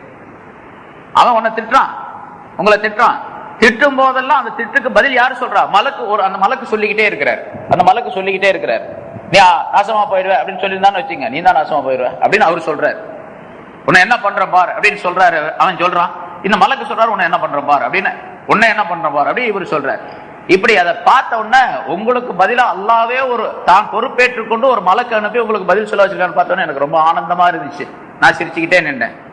நீங்க வாயை திறந்த உடனே அந்த மலக்கு சரி எனக்கு வேலை இல்லை அப்படின்னு அவர் போயிட்டாரு, எனக்கு வேலை இல்லைன்னு அவர் போயிட்டார். ஏன்னா என்னுடைய அடியான் பொறுப்பேற்றுக்கணும், நீ வந்திருப்பா அப்படின்னு சொல்லிட்டு மலக்கு அல்லாஹ் தஆலா கூப்பிடணும். அவர் போன உடனே எனக்கு கஷ்டமா போச்சு மனசுக்கு. நான் சிரிச்சுக்கிட்டே இருந்தது எனக்கு கவலை ஆயிடுச்சு, அதனால நான் அந்த இடத்துல இருந்து திரும்பி வந்து விட்டேன் என்று ஹஜ்ரத் ஸல்லல்லாஹு அலைஹி வஸல்லம் அவர்கள் அபூபக்கர் சித்திக் ரலியல்லாஹு தஆலா அன்ஹு அவர்கள் அந்த காரணத்தை சொல்லி காட்டினார். இப்ப பாருங்க, அபூபக்கர் சித்திக் ரலியல்லாஹு தஆலா அன்ஹு அவர்களை அந்த யூதன் திட்டியதின் காரணமாக அது திட்டத்துக்கு பதில் எங்கிருந்து வருது? அல்லாஹ் ஒரு மலக்கை ஸ்பெஷலாக அனுப்பி வைத்து திட்டச் செய்கின்றான் என்று சொன்னா சஹாபாக்களுடைய அந்தஸ்து எவ்வளவு. அதனால இங்க அல்லாஹ் சொல்லுகிறான், அல்லாஹு யஸ்தஹ்ஸிஉ பிஹிம், அந்த முனாஃபிக்குகளை அல்லாஹ் தஆலா பரிகாசம் செய்கின்றான் என்று சொல்லும் பொழுது மூமின்களுடைய அந்த சஹாபாக்களுடைய சிறப்பை அல்லாஹ் தஆலா சொல்லி காட்டுகின்றான். அதே போன்று யார் ஒரு மூமினான மனிதர், மிகச் சிறந்த மூமினான பக்காவான மூமினாக ஒருவர் இருந்தால் அந்த மூமினுக்கும் கூட அல்லாஹ் தஆலா இப்படி பொறுப்பேற்றுக் கொள்ள முடியும், பொறுப்பேற்றுக் கொள்ளுவார். அவர் எதிரிகளாக இருக்கக்கூடிய மனிதர்கள், யாரா முனாஃபிகீன்களோ காஃபிர்களோ முஷ்ரிக்குகளோ மற்ற மனிதர்களோ, இவர்களை துன்புறுத்தக்கூடிய நேரத்தில் பொறுமையை கையாண்டால், பொறுமையோடு இருந்தால் அந்த பொறுமைக்கு பிரதிபலனாக அல்லாஹ் தஆலா தானே பொறுப்பேற்றுக் கொள்வதாகவும் சொல்லுகின்றார். இது இதனுடைய கருத்து. அதே போன்று மற்றொரு கருத்து, நாங்கள் பரிகாசம் செய்பவர்களாகத்தான் இருக்கின்றோம், உண்மையிலே நாங்கள் உங்களோட தான் இருக்கிறோம் அப்படின்னு சொல்றாங்க பாருங்க. இப்ப முனாஃபிகீன்கள் மூமின்களை பரிகாசம் செய்வதாக சொல்லுகின்றார்கள். அப்படி சொன்னதுனாலதான் அல்லாஹ் தஆலா உடனே பதிலடி கொடுக்கின்றான். அல்லாஹ் அவங்களை பரிகாசம் செய்யணும் அப்படின்னு சொல்லி அவங்களுக்கு தண்டனையை கொடுக்கிறான். அப்படின்னு சொல்லும் போது மூமினான மனிதர்களை பரிகாசம் செய்யக்கூடாது அப்படிங்கிறதையும் அல்லாஹ் தஆலா சொல்லி காட்டுகிறான். மூமினான மனிதர்களை பரிகாசம் செய்வது, கேலி பண்ணுவது அப்படிங்கிறதும் இருக்கக்கூடாது என்பதை அல்லாஹ் தஆலா தெரியப்படுத்துகின்றான். ஏன்னா பரிகாசம் செய்வதற்கின்றதே அது ஒரு நல்ல மனிதனுடைய வேலை அல்ல, நல்ல மனிதனுடைய வேலை அல்ல. பரிகாசமாக தமாஷாக ஏதாவது ஒரு வார்த்தையை சொல்லுவதானால் அது உண்மையைத்தான் தமாஷாக சொல்ல வேண்டுமே தவிர பரிகாசம் செய்யும் போது உண்மை அல்லாத வார்த்தையை பரிகாசமாக சொல்லக்கூடாது. உண்மை இல்லாத ஹக் இல்லாத வார்த்தையை பரிகாசமாக சொல்லக்கூடாது. உண்மையைத்தான் பரிகாசமாக முறையிலே சொல்லலாம், உண்மை இல்லாத வார்த்தையை சொல்லக்கூடாது. ஸல்லல்லாஹு அலைஹி வஸல்லம் அவர்கள் சில நேரங்களில் அப்படி பரிகாசம் செய்து இருக்கின்றார்கள். ஆனா ஸல்லல்லாஹு அலைஹி வஸல்லம் அவர்களே சொல்லுகின்றார்கள், யார சொல்ல நீங்க பரிகாசம் செய்யறீங்களே, கேலி செய்யறீங்களே அப்படின்னு சொல்லி சொன்னாங்க. நான் உண்மையைத்தான் பரிகாசமாக சொல்லுவேன் அப்படின்னு சொன்னாங்க ஸல்லல்லாஹு அலைஹி வஸல்லம். அது பல தடவை கேள்விப்பட்டிருக்கலாம் நீங்க. ஒரு கிழவி வந்தாங்க, யார சொல்ல நான் சொர்க்கம் போவேனான்னு கேட்டாங்க. கிழவிகள்லாம் சொர்க்கம் போக மாட்டாங்க அப்படின்னு சொன்னாங்க. அந்த பொம்பளை அழுக ஆரம்பிச்சிட்டாங்க. அந்த கிழவியெல்லாம் சொர்க்கம் போக மாட்டாங்கன்னு சொன்னா அழுக ஆரம்பிச்சிட்டாங்க. அப்ப சொன்னாங்க ஸல்லல்லாஹு அலைஹி வஸல்லம் அவர்கள், சொர்க்கம் போகக்கூடிய மனிதர்கள் எல்லாம் ஆணாக இருந்தாலும் பெண்ணாக இருந்தாலும் அவர்கள் எல்லாம் வாலிபர்களாக இருக்கும் நிலைமையில் தான் சொர்க்கம் போவார்கள். எல்லாத்துக்கும் 33 வயசு தான் டோட்டலா. சொர்க்கவாசிகளுடைய வயசு என்னங்க? எல்லாருக்கும் 33 வயசு தான். யாருமே கூடுதல் குறைவெல்லாம் இருக்காது, எல்லாத்துக்கும் 33. அதான் வந்து சரியான வாலிப வயசா. 33ல இருந்து 40, 30ல இருந்து 40 வரைக்கும் வாலிபம்ங்கிறது. 40 வயசானவங்களாம் கிழமை அப்படின்லாம் சொல்லக்கூடாது, எல்லாம் வாலிபம் தான். 40 வயசுக்கு மேல போனா தான் அந்த வாலிபம் திரும்புதுன்னா மாறுது அப்படின்னு அர்த்தம். அங்க ஸல்லல்லாஹு அலைஹி வஸல்லம் சொன்னாங்க, அந்த கிழவி இடத்துல கிழவிகள் போக மாட்டாங்கன்னு சொன்னா வாலிப பெண்களாக வாலிபர்களாக இருக்கிற நிலைமையில தான் போவாங்க அப்படின்னு சொன்னோன்னா அந்த பெண்ணு சிரிச்சுக்கிட்டு போயிட்டாங்க அப்படின்னு. இது தமாஷா தான் ஸல்லல்லாஹு அலைஹி வஸல்லம் சொன்னது, கிழவி போக மாட்டாங்க அப்படின்னு சொன்னவொன்னு. ஆனா உண்மையத்தான் தமாஷா சொன்னாங்க ஸல்லல்லாஹு அலைஹி வஸல்லம். அதே போல ஒருத்தர் வந்து கேட்டாரு, யார சொல்ல, நான் ஒரு முசாஃபிர் பிரயாணி, நான் என்னுடைய ஊருக்கு போய் சேரணும், வாகன வசதி இல்லை, தங்களிடத்துல ஒரு ஒட்டகம் இருந்தா கொடுங்களேன், நான் சவாரி செஞ்சு போய்க்கிறேன் அப்படின்னு சொல்லி கேட்டாங்க. பக்கத்துல இருந்த அந்த பொருள் பாதுகாப்பாளர் யாராவது சஹாபாக்கள் அவங்கள்ட்ட சொன்னாங்க, இவருக்கு ஒரு ஒட்டக குட்டியை கொடுத்து அனுப்புங்க அப்படின்னு சொன்னாங்க. ஒட்டக குட்டி ஒண்ணு கொடுங்க அப்படின்னு சொல்லி அந்த மனிதர் கேட்டாரு, அந்த முசாஃபிர் கேட்டாரு, யார சொல்ல, நான் பயணம் செய்யறதுக்கு கேட்கிறேன், ஒட்டக குட்டியை வச்சுக்கிட்டு நான் என்ன பண்ணுவேன், குட்டி மேல எப்படி சவாரி செஞ்சு போக முடியும், குட்டியா சின்னதா இருந்தா அப்படின்னு சொன்னாங்க. அப்ப ஸல்லல்லாஹு அலைஹி வஸல்லம் சொன்னாங்க, எல்லா ஒட்டகமும் அதனுடைய தாய்க்கு குட்டி தான் அப்படின்னாங்க. எல்லா ஒட்டகமும் அதனுடைய தாய்க்கு குட்டி தான் அப்படின்னாங்க. அப்படின்னா உனக்கு பெரிய ஒட்டகம் தான் கொடுக்க சொல்லி இருக்கிறேன், அதுவும் அவங்க அம்மாவுக்கு ஒட்டகம் தான், குட்டி தான் அது என்று ஸல்லல்லாஹு அலைஹி வஸல்லம் சொன்னாங்க. இது தமாஷ் தான், ஆனா உண்மை. ஹத்தை தவிர தமாஷ் சொல்லக்கூடாது. மூமின்களை பரிகாசம் செய்யக்கூடாது என்பதையும் அல்லாஹ் தஆலா இங்கே சொல்லி காட்டுகிறான். அல்லாஹு இன்னமா நஹனு முஸ்தஹ்ஸிஊன் என்று அவர்கள் சொல்லுவதன் மூலமாக மூமின்களை பரிகாசம் செய்யக்கூடாது அப்படிங்கறதை அல்லாஹ் தஆலா தெரியப்படுத்துது. அப்படி கிண்டலாக, அதாவது இந்த பரிகாசம் செய்யறதுல ஹத்து இல்லாமல் அவர்களை இழிவுபடுத்தக்கூடிய கேவலப்படுத்தக்கூடிய நோக்கத்தோடு ஒருத்தர் பரிகாசம் செஞ்சாரு. ஒரு ஆள் நெட்டையா இருக்கிறான்னு வச்சுங்க, ஆனா என்ன வாப்பா தென்னை மரம் அப்படின்னு சொல்றான். ரொம்ப ஒல்லியா இருக்கிறான், ஏய் முருங்கா இங்க வா அப்படிங்கிறான். பல பேருக்கு முன்னால் அப்படி சொன்னான்னு வச்சுங்க, அவனுக்கு எவ்வளவு கஷ்டமா இருக்கு மனசு. இப்படி மூமின்களுடைய மனசை கஷ்டப்படுத்துவது, வேதனைப்படுத்துவது குற்றம். ஆனா அது அப்படி பழக்கமா இருந்துச்சுன்னு வச்சுங்க, அந்த பையன் பேரே முருங்கக்கான்னு கூப்பிட்டா தான் அவனுக்கு தெரியும், இல்லாட்ட தெரியாது அப்படின்னு வச்சுங்க. அந்த மாதிரி நேரங்களை கூப்பிடுறத பத்தி பரவாயில்ல. முருங்கா எல்லாத்துக்கும் பழக்கமாயி போச்சு முருங்கக்கா அப்படின்னு. சில பட்ட பெயர்கள் இருக்குது பாருங்க. சில ஊர்கள்ல இருக்கு, கிராமங்கள்ல எல்லாம் பார்த்தா கோழி சூத்து வீடு அப்படிம்பாங்க. எங்க ஊர்ல எல்லாம் இருக்குது வீடு. யார வீட்டுக்கு எங்க அப்ப போயிட்டு வர்றேன், கோழி சூத்து வீட்டுக்கு போயிட்டு வர்றேன் அப்படின்னு சொல்லுவாங்க. இது சாதாரண பழக்கமா போச்சு. யார் வீட்டுக்கு போறேன், நக்கரத்தார் வீட்டுக்கு போயிட்டு வர்றேன் அப்படிம்பாங்க. யார் வீட்டுக்கு போயிட்டு வர்றேன், அவுக்கூர் வீட்டுக்கு போயிட்டு வர்றேன். இது சாதாரண மற்ற கேள்விப்படாதவங்களா தான் பரிகாசமா தெரியும். அது பழக்கப்பட்டதுனால பரிகாசம் இல்லை. அப்ப மக்களுக்கு மத்தியில பழக்கப்பட்ட பெயராக இருந்தால் அதை பத்தி யாரும் அதை பரிகாசமா எடுத்துக்கொள்ள மாட்டாங்க என்று என்ன சொல்லலாம். அப்படி இல்லை, அந்த மனிதனை கேவலப்படுத்தக்கூடிய நோக்கத்தோடு சொல்லுவதற்கின்றது அது குற்றம், கடுமையான குற்றம். அல்லாஹ் தஆலா சொல்லுகின்றான் குர்ஆன்ல வேற ஒரு இடத்துல, யா அய்யுஹல்லதீன ஆமனு, ஈமான் கொண்டவர்களே, லா யஸ்ஹர் கௌமும் மின் கௌமின், ஒரு கூட்டத்தார் இன்னொரு கூட்டத்தாரை பரிகாசம் செய்ய வேண்டாம். ஆர்டர், கட்டளை. பரிகாசம் செய்யக்கூடாது கண்டிப்பா. ஒரு சமுதாயம் இன்னொரு சமுதாயம், ஒரு ஜமாத் இன்னொரு ஜமாத்தை, ஒரு மனிதன் இன்னொரு மனிதன் பரிகாசம் செய்ய வேண்டாம். லா யஸ்ஹர் கௌமுன் மின் கௌமின் அஸா அன் யகூனு கைரம் மின்ஹும், அந்த பரிகாசம் செய்பவரை விட பரிகாசம் செய்யப்படுபவர் சிறந்தவராக இருக்கக்கூடும். இவரை விட அவர் நல்லவராக இருக்கும். இந்த நல்லவர்ங்கிறது எப்ப தீர்ப்பு? அல்லாஹ்விடத்துல தான். அல்லாஹ்விடத்தில் இவரை விட அவர் நல்லவராக இருக்கக்கூடும். அதே மாதிரி வலா நிசாவும் மின் நிசாஇன், ஒரு பெண் மற்றொரு பெண்ணை, ஒரு பெண்கள் ஜமாத் மற்றொரு பெண்கள் ஜமாத்தை பரிகாசம் செய்ய வேண்டாம். அஸா அன் யகுன்ன கைரம் மின்ஹுன்ன, இவர்கள் அவர்களை விட சிறந்தவர்களாக இருக்கக்கூடும் என்று அல்லாஹ் தஆலா சொல்றார். அதனால பரிகாசம் செய்வது கூடாது என்பதையும் அல்லாஹ் தஆலா சொல்லி காட்டுகின்றான். அதாவது அவர்களை கேவலப்படுத்த வேண்டும் என்ற நோக்கத்திலே பரிகாசம் செய்வது கூடாது. இன்னொரு கருத்தையும் அல்லாஹ் சொல்லுகின்றான்.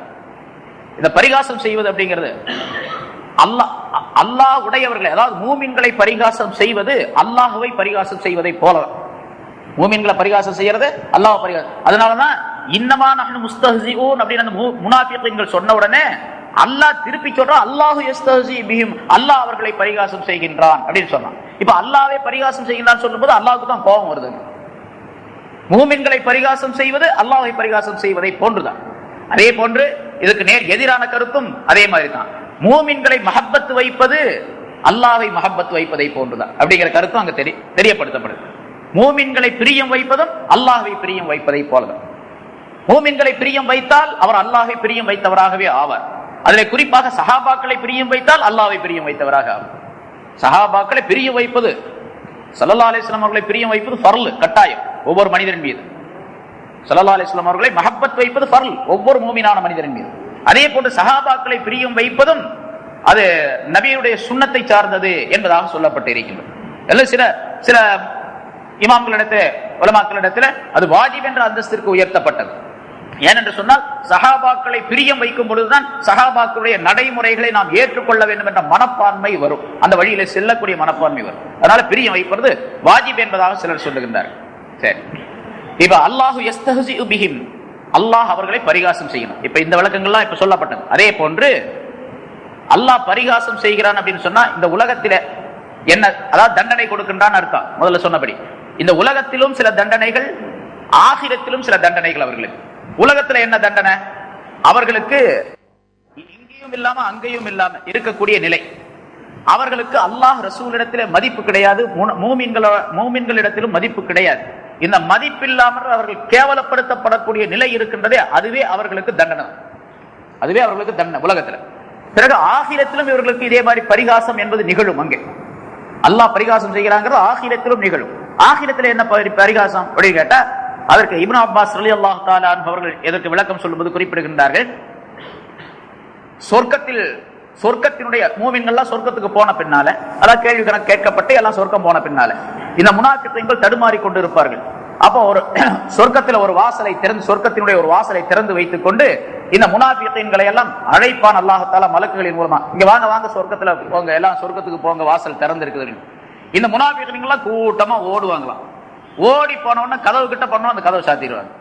உனக்கு இது கிடையாது, போயிட்டு வா அப்படின்னு. அதே மாதிரி இன்னொரு கதவை திறப்பாங்க. இன்னொரு கதவை திறந்து இங்க வாங்க இங்க வாங்கன்னு கூடுவாங்க. இவங்கெல்லாம் ஆசையோடு ஓடுவாங்க அந்த கதவுல நுழையிறதுக்காண்டி சொர்க்கத்துக்குள்ள. அங்க போறவன கதவை சாத்திடுவாங்க, நீ ஓடி போங்க அப்படின்னு. இப்படியே ஒவ்வொரு கதவாக திறந்து திறந்து அந்த கதவுகள் மூடப்படும். அது இவர்களுக்கு பரிகாசம் செய்வது. இவர்கள் அல்லாஹ் தஆலா அவர்களை பரிகாசம் செய்யும். அதே போன்ற இன்னொரு கருத்து சொல்லப்பட்டிருக்கிறது.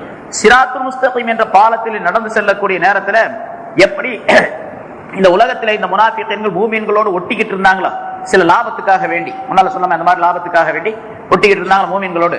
அதே மாதிரி இந்த மூமினான மனிதர்களோடு சேர்ந்தா நாமும் இப்படி நடந்து போயிடலாம் சிராத்துல் முஸ்தகீம்ல அப்படின்னு சொல்லிட்டு மூமின்களுக்கு பின்னாலேயே போயிட்டே இருப்பாங்க. சிராத்துல் முஸ்தகீம் என்ற பாலத்தில் நடந்து போவார்கள். மூமின்களுக்கு ஒளி அங்கே கொடுக்கப்படும், நூறு வழங்கப்படும், ஒளி வழங்கப்படும். அந்த ஒளியிலே அவர்கள் கடந்து செல்லுவார்கள். மின்னல் வேகத்திலே அல்லது அதை விட அதிகமான வேகத்திலே செல்லக்கூடியவர்கள் இருப்பார்கள், சென்று கொண்டே இருப்பார்கள். இந்த முனாஃபிக்குகள் அவங்களுக்கு பின்னாலேயே போவாங்க. திடீர்னு லைட் ஆஃப் ஆன மாதிரி இருட்டா போயிடும் அவங்களுக்கு. இந்த முனாஃபிக்குகளுக்கு மட்டும் ஒரு திரை, ஒரு பிளாக் ஏற்படுத்தப்பட்டு அப்படியே இருள் சூழ்ந்த நிலையில் ஆயிடுவாங்க. இருள் சூழ்ந்த நிலையில இருந்து திடீர்னு தடுமாறி அந்த சிராத்துல் முஸ்தகீம் கீழே விழுந்துருவாங்க. கீழே எங்க விழுவணும்? நரகம் தான். நரகத்தினுடைய முதுகின் மீதுதான் சிராத்துல் முஸ்தகீம் என்ற பாலம் அமைக்கப்படும். முன்னால சொல்லியிருக்கு. அந்த பாலத்தை கடந்துதான் சொர்க்கத்துக்கு போகணும். அப்படி போகும் பொழுது இந்த மாதிரி உள்ள நிலை. இப்பொழுது இவர்களுக்கு ஒளி கொடுக்கப்படுகின்ற மாதிரி ஒரு தோற்றத்தை ஏற்படுத்தி பிறகு அல்லாஹ்தாலா உடனடியாக அதை அணைத்து விட்டு இவர்களை அல்லாஹ்தாலா நரகத்தில் வீழ்த்திடுவான். இது இவர்களை பரிகாசம் செய்வது, ஆகிரத்தில் பரிகாசம் செய்வது. இப்படி எல்லாம் அல்லாஹ்தாலா பல்வேறு விதமான பரிகாசமான நிலையை அவர்களுக்கு ஆகிரத்தில் அல்லாஹ் உண்டாக்கி வைப்பார். அதே அதனால பரிகாசம் என்பது மூமின்களை எப்படி நாம் பரிகாசம் செய்யக்கூடாது என்பதாக இருக்கின்றதோ அதே போன்று மூமினான மனிதர்களுடைய விஷயத்திலே அவர்களை கண்ணியப்படுத்தக்கூடிய விஷயத்திலே மிக ஜாக்கிரதையாக நடந்து கொள்ள வேண்டும். மூமின்களை பரிகாசம் செய்யும் பொழுது அது அல்லாஹ்வை பரிகாசம் செய்வதாக ஆக்கப்படும். அதே போன்று ஒரு மனிதன், இந்த ஆயத்திலிருந்து மற்றொரு கருத்தையும் உலமாக்கள் விளக்குகின்றார்கள். ஒரு மூமினான மனிதரும் கூட அல்லாஹ் சொன்ன கட்டளைகளை அல்லது சொல்லாத தவறான வேலைகளை, அல்லாஹ் எதை வேண்டாம் என்று சொல்லி இருக்கின்றானோ அது மாதிரியான விஷயங்களை, பாவங்களை ஒரு மனிதன் செய்துவிட்டு திரும்ப திரும்ப அல்லாஹ் தஆலாவிடத்தில் தௌபா செய்கிறான். அல்லாஹ்ட்ட தௌபா செஞ்சுட்டான் ஒரு பாவத்துக்காக வேண்டி, யா அல்லாஹ் இனிமேல் நான் லாட்டரி சீட்டே வாங்க மாட்டேன் அப்படின்னு தௌபா செய்யறான். லாட்டரி சீட் வாங்கிட்டு இருக்காரு. உதாரணத்துக்காக வேண்டி சொல்றேன், நான் ரொம்ப பேர் லாட்டரி சீட்டு வாங்குறவங்க இருக்கிறாங்க. லாட்டரி சீட்டை யார் வாங்குறாங்க கேட்டா, யார் ரொம்ப மூமினான மனிதர்களுடைய விஷயத்திலே அவர்களை கண்ணியப்படுத்தக்கூடிய விஷயத்திலே மிக ஜாக்கிரதையாக நடந்து கொள்ள வேண்டும். மூமின்களை பரிகாசம் செய்யும் பொழுது அது அல்லாஹ்வை பரிகாசம் செய்வதாக ஆக்கப்படும். அதே போன்று ஒரு மனிதன், இந்த ஆயத்திலிருந்து மற்றொரு கருத்தையும் உலமாக்கள் விளக்குகின்றார்கள். ஒரு மூமினான மனிதரும் கூட அல்லாஹ் சொன்ன கட்டளைகளை அல்லது சொல்லாத தவறான வேலைகளை, அல்லாஹ் எதை வேண்டாம் என்று சொல்லி இருக்கின்றானோ அது மாதிரியான விஷயங்களை, பாவங்களை ஒரு மனிதன் செய்துவிட்டு திரும்ப திரும்ப அல்லாஹ் தஆலாவிடத்தில் தௌபா செய்கின்றான். அல்லாஹ்ட்ட தௌபா செஞ்சுட்டான் ஒரு பாவத்துக்காக வேண்டி, யா அல்லாஹ் இனிமேல் நான் லாட்டரி சீட்டே வாங்க மாட்டேன் அப்படின்னு தௌபா செய்யறான். லாட்டரி சீட் வாங்கிட்டு இருக்காரு. உதாரணத்துக்காக வேண்டி சொல்றேன், நான் ரொம்ப பேர் லாட்டரி சீட்டு வாங்குறவங்க இருக்கிறாங்க. லாட்டரி சீட்டை யார் வாங்குறாங்க கேட்டா, யார் ரொம்ப முக்கியமான ஆளுகள் நம்ம நினைக்கிறோமோ அவங்களாம் வாங்குறாங்க. லாட்டரி சீட்டு வாங்கக்கூடாதுன்னு சொல்லிட்டு இருக்கக்கூடிய நேரத்தில் நமக்கு பக்கத்தில் இருக்கிறாலே ஒருத்தர் வாங்குறாரு. ஒரு தடவை பார்த்து பெரிய தாடி வச்சு ஜிப்பா போட்டிருக்காரு. அதனால ஜிப்பா போட்டவங்க தாடி வச்சவங்க எல்லாம் லாட்டரி சீட்டு வாங்குறாங்கன்னு அர்த்தம் இல்ல. ஒருத்தரை பாக்குறேன், பஸ்ல உட்காந்து ஒரு பிரயாணத்துல வந்துட்டு இருக்கிறேன். ஒரு லாட்டரி சீட்டு கடையில ஓரமா நின்றுகிட்டே இருந்தார். ஒருத்தர் பெரிய ஜிப்பா போட்டிருக்காரு, பெரிய தாடி வச்சிருக்காரு. இப்படி பார்த்தாரு. அந்த பஸ் அந்த இடத்துல போய் நின்றுக்குச்சு. நான் போன பஸ் முன்னால டிராபிக்னால அப்படி நின்றுச்சு. இப்படி பார்த்தாரு.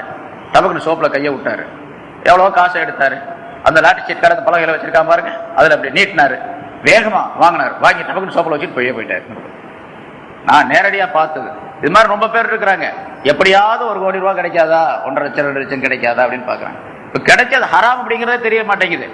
ஹராமான காசாச்சே, அது திரும்ப நம்ம பயன்படுத்தவே முடியாத, உபயோகிக்கவே முடியாது அப்படிங்கறதெல்லாம் தெரிய மாட்டேங்குது. எப்படியாவது கிடைக்கணும் அப்படிங்கறதான் எதிர்பார்க்கறாங்க. இந்த மாதிரி ஒரு பாவத்தை செய்யறான்னு வச்சுங்க, அந்த பாவத்துக்காக வேண்டி திரும்ப சரி அது வாங்கினது தப்பு அப்படின்னு சொல்லிட்டு தௌபா செய்யறாரு. அப்புறம் திரும்ப போய் 5 ரூபாய் கொடுத்து சீட்டு வாங்குறாரு. அப்புறம் தௌபா செய்யறாரு. இப்படியே செஞ்சுக்கிட்டு இருந்தா என்ன அர்த்தம்? இவர் அல்லாஹ்வை பரிகாசம் செய்யறாருன்னு அர்த்தம், அல்லாஹ்வை கிண்டல் செய்யறாருன்னு அர்த்தம். இப்படி அல் முஸ்தக்ஃபிரு மினல் தன்பி வஹுவ முஸிர்ருன் அலைஹி, ஒரு பாவத்தை நிரந்தரமாக செய்து கொண்டே தௌபா செய்யக்கூடிய, இஸ்திக்பார் செய்யக்கூடிய மனிதன் கல் முஸ்தஹ்சி பிரப்பிஹி, தன்னுடைய ரப்பை பரிகாசம் செய்பவனை போன்று அப்படின்னு உலமாக்கள் குறிப்பிடுகின்றனர். ரப்ப பரிகாசம் செய்யறாரு, அல்லாஹ்வை கிண்டல் பண்ற மாதிரி ஆச்சு. அதனால இந்த ஆயத்திற்கு விளக்கமாக இப்படியும் ஒரு கருத்து சொல்லப்படுகின்றது. இப்ப அல்லாஹ் தஆலா மூமின்களுக்கு, அதாவது குறிப்பாக சஹாபாக்களுக்கு மிகப்பெரிய சிறப்பை தந்திருக்கின்றான். அதன் காரணமாக இந்த முனாஃபிகீன்கள் பரிகாசம் செய்கின்றோம் என்று சொல்லிய பொழுது அல்லாஹ்வை பரிகாசம் செய்கின்றான் என்று சொல்லி காட்டி பிறகு இந்த மனிதர்கள், இந்த முனாஃபிகீன்கள் ஏன் அல்லாஹ் தஆலா இப்படி விட்டு வச்சிருக்கான்? இவங்களை அழிச்சிடலாம் இல்லையா? அல்லது ஸல்லல்லாஹு அலைஹி வஸல்லம் அவர்களுக்கு ஆர்டர் கொடுத்து, உத்தரவு கொடுத்து இவர்களை ஏதாவது தண்டனை கொடுக்கலாமா இல்லையா?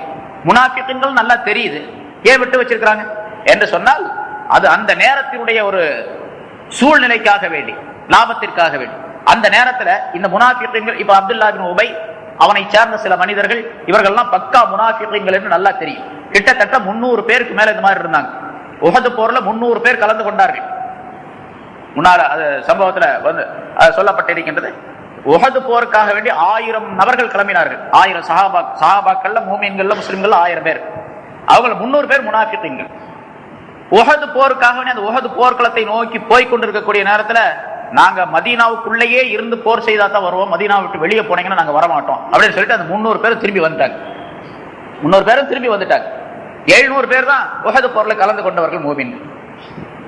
இப்ப அந்த 300 பேர்கள், 300க்கு மேற்பட்டவர்கள், 300ல இருந்து சுமார் 310, 320, 330 இவ்வளவுதான் இருந்தாங்க அந்த முனாஃபிகீன்.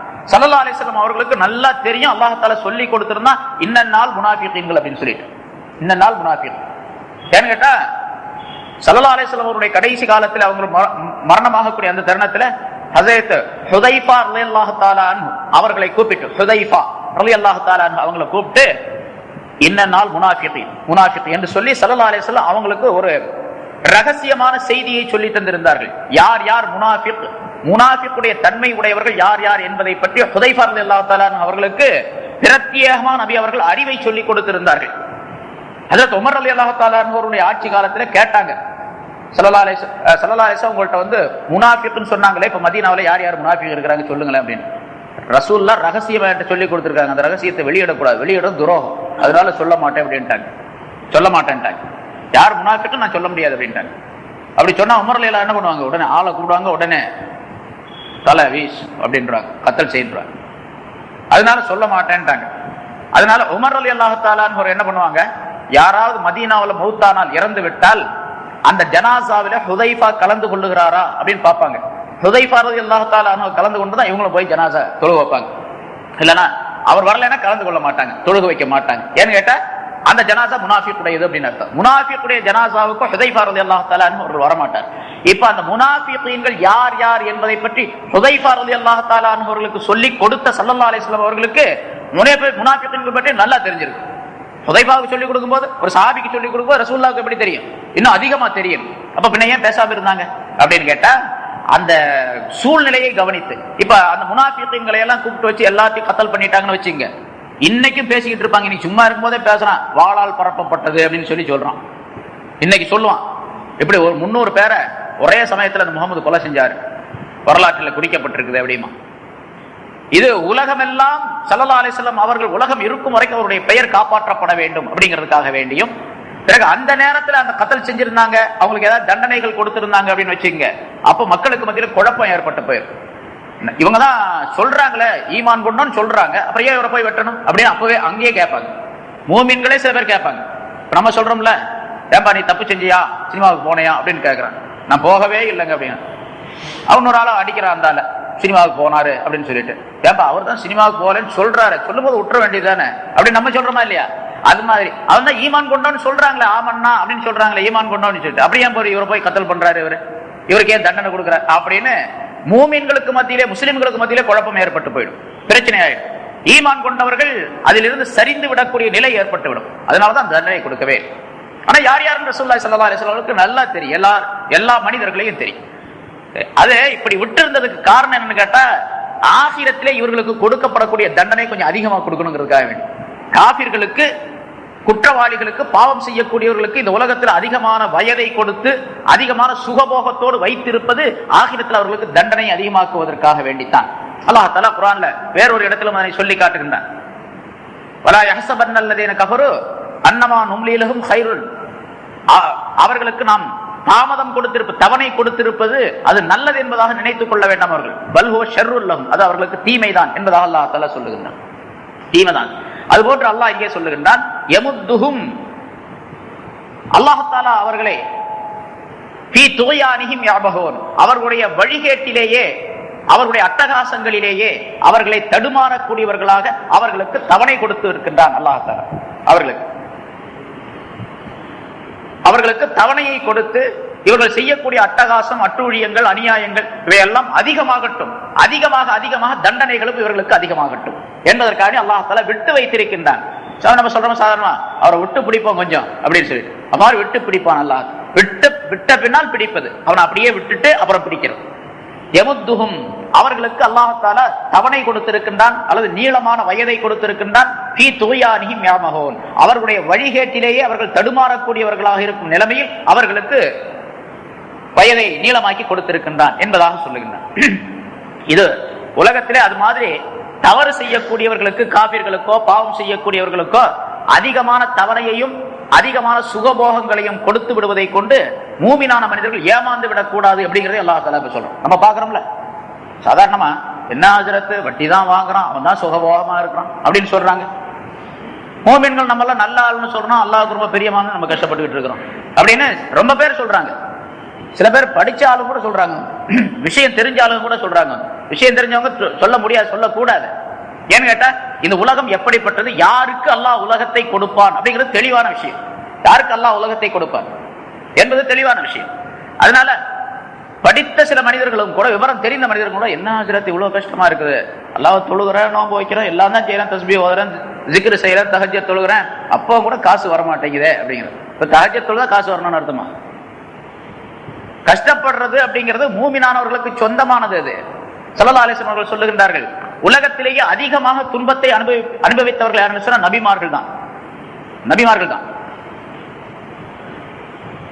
ஊதித்து, அதாவது ஸல்லல்லாஹு அலைஹி வஸல்லம் அவர்கள் சொல்லுகின்றார்கள், எந்த நான் கஷ்டப்பட்டதை போன்று, நான் துன்பப்பட்டதை போன்று எந்த நபியும் துன்பப்படவில்லை அப்படின்னு சொல்றாங்க.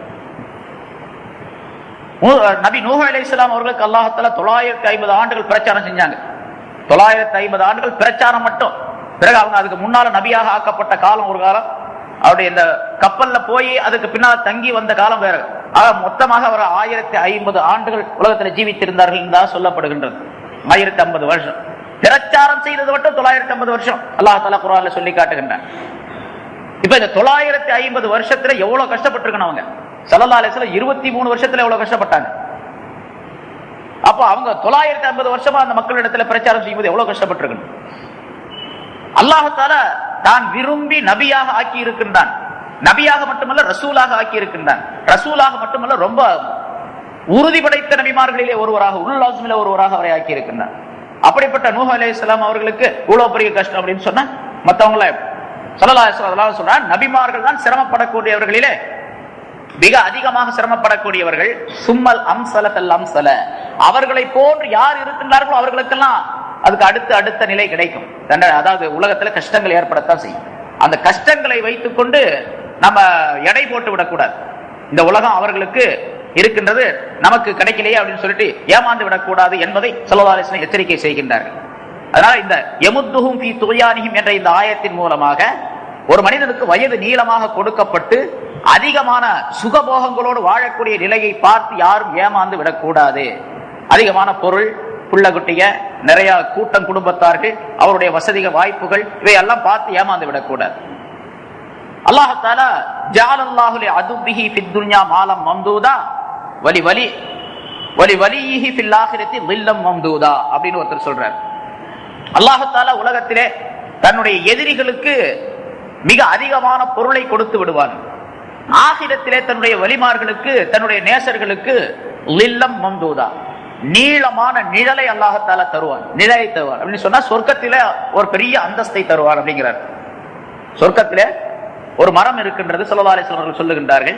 அது எவ்வளவு பெரிய மரம் அப்படின்னு சொன்னா, வேகமாக குதிரையில் செல்லக்கூடிய ஒரு மனிதன் அந்த மரத்தினுடைய நிழல், மரத்துல அந்த கிளை படர்ந்திருக்கு பாருங்க, அந்த நிழலிலேயே 100 வருஷம் போலாம். 100 வருஷம் குதிரையில செல்லக்கூடிய அளவுக்கு நிழல் உடையது அந்த மரம். எவ்வளவு பெரிய மரமா இருக்கு அந்த மரம். அந்த மாதிரி நிழலின் கீழ் குடியிருக்கக்கூடிய அந்தஸ்தை அல்லாஹ் தஆலா ஒரு மூமினான மனிதனுக்கு தருவான் என்பதாக சொல்லுகிறார். ஸல்லல்லாஹு அலைஹி வஸல்லம் அவர்கள் மிஅராஜுக்கு சென்றிருந்த அந்த இரவிலே அல்லாஹ் தஆலா சொன்னான், ரசூலுல்லாஹி ஸல்லல்லாஹு அலைஹி வஸல்லம் அவர்களுக்கு குறிப்பிடுகின்றான், வாங்க இன்ன மின் நிஅமதி அலா உம்மதிக, உங்களுடைய நபியே உங்களுடைய உம்மத்தினருக்கு என்னுடைய நிஅமத், என்னுடைய பாக்கியம் எப்படிப்பட்டது என்று சொன்னால், இன்னி கஸ்ஸர்து அமாரஹும், உலகத்திலே அவர்களுக்கு குறைவான வயதை நான் கொடுத்திருக்கின்றேன். கைலா தக்சுர துனூபுஹும், அவர்களுடைய பாவங்கள் குறைவாக ஆவதற்காக வேண்டி. வயசு கம்மியா இருந்துச்சுன்னா பாவம் கம்மியா இருக்கு, சீக்கிரமா போயிட்டா பாவம் கம்மியா இருக்கு. அம்பாலகும் அவர்களுக்கு பொருளை நான் குறைவாக கொடுத்திருக்கின்றேன். கைலா எஸ்தத்த ஃபில் கியாமத்தி ஹிசாபுஹும் கியாமத் நாளில் அவர்களுக்கு கேள்விகளுக்கு கடுமையாகாமல் இருப்பதற்காக வேண்டி குறைவாக பொருளை கொடுத்திருக்கின்றேன். வஅഖர்து ஸமானஹும் அவருடைய காலத்தை நான் பிற்படுத்தி வைத்திருக்கின்றேன். கடைசி காலத்தில் நம்ம வந்திருக்கிறோம், கடைசி காலமாக ஆக்கி வைத்திருக்கின்றேன். கைலா யதூல ஃபில் குபூரி ஹப்சுஹும் கபரிலே அவர்கள் இருக்கக்கூடிய காலம் ரொம்ப அதிகமான காலம் இல்லாமல் இருப்பதற்காக வேண்டி.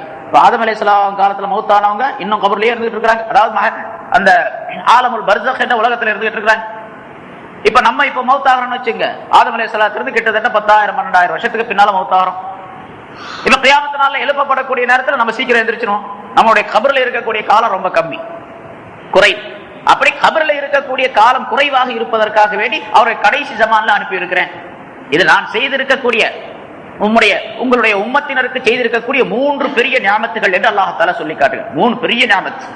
ஒன்று வயசை குறைவாக வைத்திருப்பது, இரண்டாவது பொருளை குறைவாக கொடுப்பது, சொத்துக்களை குறைவாக ஆக்கி இருப்பது, கடைசி காலத்தில் அனுப்பி இருப்பது. இதெல்லாம் ரொம்ப பெரிய பாக்கியம் என்று அல்லாஹ் தஆலா சொன்னதாக குறிப்பிடப்படுகிறது. மேராஜ் இரவிலே சொன்னான். இப்ப இந்த 3 விஷயங்கள் எவரிடத்தில் இருக்குன்னா எல்லாம் சந்தோஷப்படணும், அல்லாஹ் தஆலாவுக்கு ஷுக்ர் செய்ய வேண்டும் என்பதையும் சுட்டிக்காட்டப்படுகின்றது. ஆக முனாஃபிகீன்கள் இப்படி எல்லாம் இருந்தார்கள். அந்த முனாஃபிகீன்கள் விஷயமாக அல்லாஹ் தஆலா சொல்லி காட்டும் பொழுது இந்த முனாஃபிகீன்களுடைய தன்மைகள் நம்மிடத்தில் வந்துவிடக் கூடாது என்று மூமின்கள் எச்சரிக்கையாக இருக்க வேண்டும். நாம் இருக்கக்கூடிய இந்த தன்மை, ஈமானுடைய தன்மை நமக்கு கிடைத்திருக்கும் பொழுது அதற்காக வேண்டி மகிழ்ச்சி அடைய வேண்டும், அல்லாஹ் தஆலாவுக்கு ஷுக்ர் செய்ய வேண்டும் என்பதையெல்லாம் அல்லாஹ் தஆலா இந்த வாசகத்தின் மூலமாக, ஆயத்தின் மூலமாக குறிப்பிடுகின்றான். அப்படிப்பட்ட நல்ல தௌஃபீகை நம் அனைவருக்கும் அல்லாஹ் தஆலா தந்தருள்வாராக.